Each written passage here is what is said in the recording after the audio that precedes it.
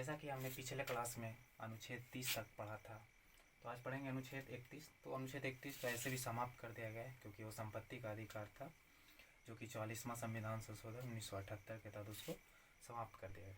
तो आज हम पढ़ेंगे संवैधानिक उपचारों का अधिकार, जिसका वर्णन है अनुच्छेद 32 में। ठीक, इसको हम आत्मा कहते हैं, हृदय या मूल अधिकारों का रक्षक कहते हैं। जैसे आपने अभी तक जो भी मूल अधिकार पढ़ा होगा 12 से लेकर के जो भी अभी तक 30 तक, तो ये सबका एक रक्षक है। ठीक है, इसके अलावा डॉक्टर भीमराव अम्बेडकर के तहत इसे अनुच्छेद 32 को यानी संवैधानिक उपचारों के अधिकार को भारतीय संविधान का आत्मा और हृदय कहा जाता है। तो चलेंगे इस संवैधानिक उपचारों के अधिकार के तहत टोटल 5 रीट है। तो उन 5 रीट के बारे में पढ़ेंगे। पहला है बंदी प्रत्यक्षीकरण, इंग्लिश में इसको हैबियस कॉर्पस बोलते हैं। दूसरा है परमादेश, जिसको मैंडमस बोलते हैं। तीसरा है अधिकार परीक्षा, जिसको क्यू वारंटो को बोलते हैं। और चौथा है प्रतिषेध यानी प्रोहिबिशन। और पांचवा है उत्प्रेषण यानी कि सिरोटिरी।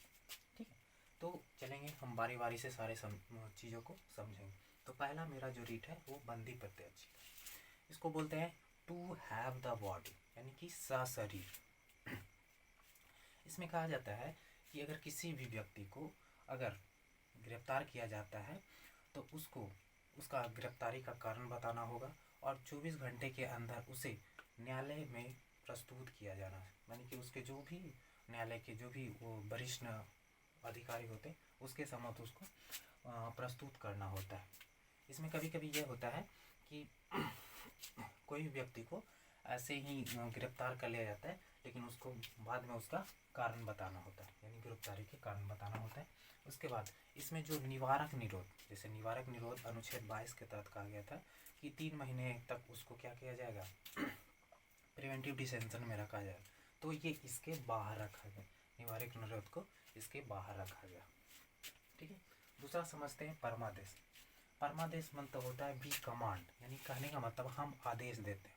हम आदेश देते हैं कहने का मतलब जैसे कि हम सरकारी पद यानी कि संवैधानिक पद जो भी है, अगर कोई अधिकारी सही ढंग से कार्य नहीं कर रहा है तो हम उसके लिए मूल अधिकार के लिए हम रीट का उपयोग करेंगे और सर्वोच्च न्यायालय या उच्च न्यायालय में हम जा सकते हैं। ठीक, लेकिन इसमें होना चाहिए सार्वजनिक पद होना चाहिए। हम किसी भी प्राइवेट कर्मचारी को इस बात को लिए हम ऑर्डर नहीं दे सकते। साथ में इसमें राष्ट्रपति और राज्यपाल को इस अधिकार के छूट रखा गया है, इसके अलावा इसको छूट रखा गया। ठीक, तो परमादेश क्या था, बी कमांड यानी हम आदेश देते हैं, यानी कोई भी सरकारी कर्मचारी जो कि सार्वजनिक पद पे है या संवैधानिक पद पे राष्ट्रपति और राज्यपाल को छोड़कर, तो उसको हमें क्या देना है कि अगर वो सही ढंग से काम नहीं कर रहा है तो हम क्या करेंगे, हम सर्वोच्च न्यायालय या उच्च न्यायालय जा सकते हैं। तीसरा है अधिकार परीक्षा, क्यों वारंट। कहने का मतलब किस वारंट पर, कहने का मतलब जैसे कि कोई कर्मचारी जो है वो अपनी पद पर नहीं है लेकिन उस पद को वो कर रहा है, तो हम उस कर्मचारी के लिए, कर्मचारी के पद की जांच के लिए हम क्या लाएंगे, क्यू वारंटो यानी अधिकार परीक्षा लाएंगे। इसके लिए हम सर्वोच्च न्यायालय या उच्च न्यायालय जा सकते हैं।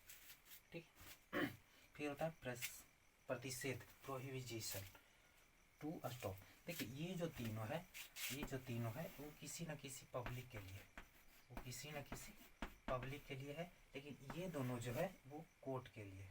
ठीक है, कोर्ट के लिए ये दोनों जो है वो कोर्ट के लिए। तो प्रतिषेध है, प्रतिषेध बोलते हैं प्रोहिबिशन यानी टू स्टॉप।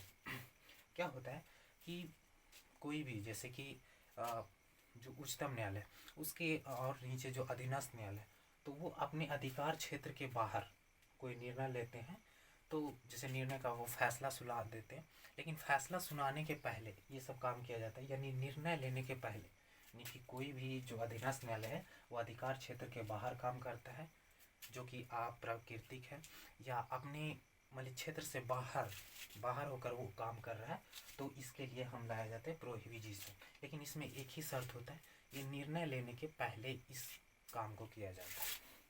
उत्प्रेषण यानी सिरोटरी, यानी कहने का मतलब टू सर्टिफाई यानी प्रमाणित होना, टू सर्टिफाई यानी प्रमाणित होना। इसमें भी वही होता है कि अगर अधीनस्थ न्यायालय है जो कि अपने क्षेत्राधिकार से बाहर अगर कोई काम कर रहा है, कोई अप्राकृतिक फैसला सुना देता है या शक्ति का दुरुपयोग करता है, तो उसमें क्या किया जाता है, ये सिरोटरी लाया जाता है, लेकिन ये निर्णय के बाद लाया जाता है। इसके अलावा जो मूल अधिकार का ये संवैधानिक उपचारों का अधिकार है, इसमें जैसे कि सुप्रीम कोर्ट के लिए सिर्फ मूल अधिकार का ये काम करता है, ओनली फॉर मूल अधिकार के लिए काम आता है। लेकिन यही बात हाई कोर्ट में मूल अधिकार के साथ साथ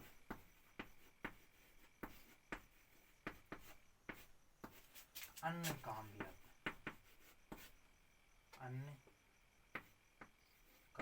हैं, जैसे अन्य काम करने का मतलब कि जैसे कानूनी अधिकार आ गए मूल अधिकार के अलावे, ठीक है, कानूनी अधिकार, विधायी अधिकार, कि जो भी है उसके लिए रीट का उपयोग है। रीट के लिए जो सुप्रीम कोर्ट है मूल अधिकार का तो यूज करेगा, लेकिन हाई कोर्ट जो है मूल अधिकार के साथ साथ और भी रीट का यूज करेगा, जैसे कि विधायी अधिकार, कानूनी अधिकार। तो इसके तहत सुप्रीम कोर्ट जो है अनुच्छेद 32 के तहत रीट का यूज करेगा, लेकिन हाई कोर्ट जो है वो अनुच्छेद 226 के तहत इस रीट को यूज करेगा।